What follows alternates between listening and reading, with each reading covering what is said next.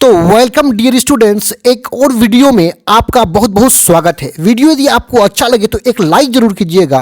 इस तरह की वीडियोस को लगातार आगे भी देखने के लिए चैनल को सब्सक्राइब करें और बेल आइकन को दबाना बिल्कुल ना भूलें। तो चलिए वीडियो को शुरू करते हैं।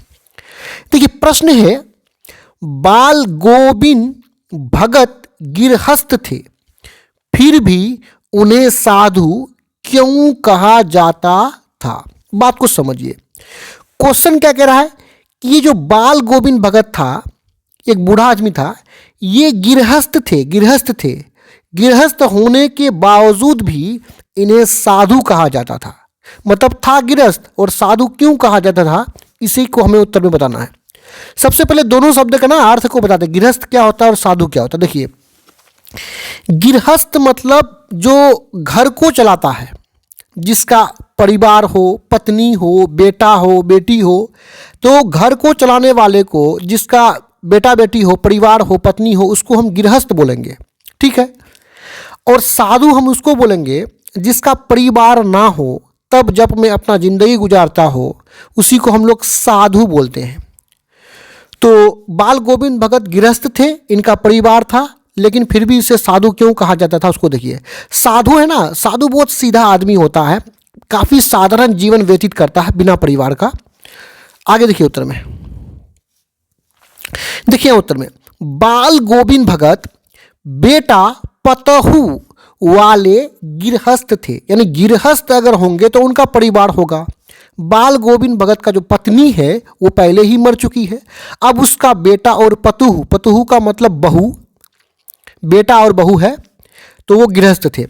फिर भी उन्हें साधु कहा जाता था। नहीं, गिरहस्थ होते हुए भी उन्हें साधु कहा जाता था। क्यों, उसको देखिए। क्योंकि उनका आचरण साधु जैसा था। आचरण का मतलब उसका व्यवहार, उसका जो बात करने का, किसी से झगड़ा नहीं करता था, मतलब उनका जो आचरण था, उनका जो व्यवहार था, साधु जैसा था। साधु सिंपल होता है, न किसी से उलझता, न किसी से झगड़ा करता है, अच्छे आदमी होते हैं साधु, उसी के जैसा था। आगे देखिए, वे दूसरों से अच्छा व्यवहार करते।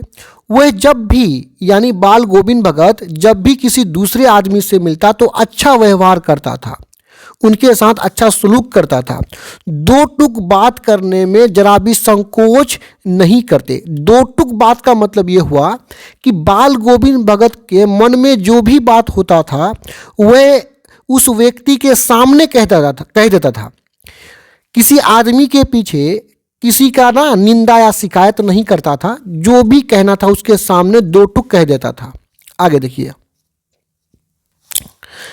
कभी झूठ नहीं बोलते, वो झूठ भी कभी नहीं बोलते थे। किसी की चीज नहीं छूते, किसी दूसरे का चीज को छूता भी नहीं, न बिना पूछे व्यवहार में लाते। यानी बाल गोविंद भगत दूसरे के चीज को छूता भी नहीं था। यदि किसी के चीज को व्यवहार में लाना है, व्यवहार मतलब इस्तेमाल में लाना है, तो वो पूछ के इस्तेमाल में लाता था। ना किसी से खामखा झगड़ा मोल लेते, वो किसी से बिना मतलब का झगड़ा भी नहीं मोलता था। यानी ये जो गुण देखिए आप, यहाँ से यहाँ तक, ये गुण एक साधु में होता है। इसलिए बाल गोविंद भगत गिरहस्थ थे, लेकिन फिर भी इसे साधु कहा जाता था। तो यहाँ पे ये वीडियो होता है समाप्त। मैं उम्मीद करता हूँ वीडियो आपको समझ में आया होगा। वीडियो देखने के लिए आपका बहुत बहुत धन्यवाद।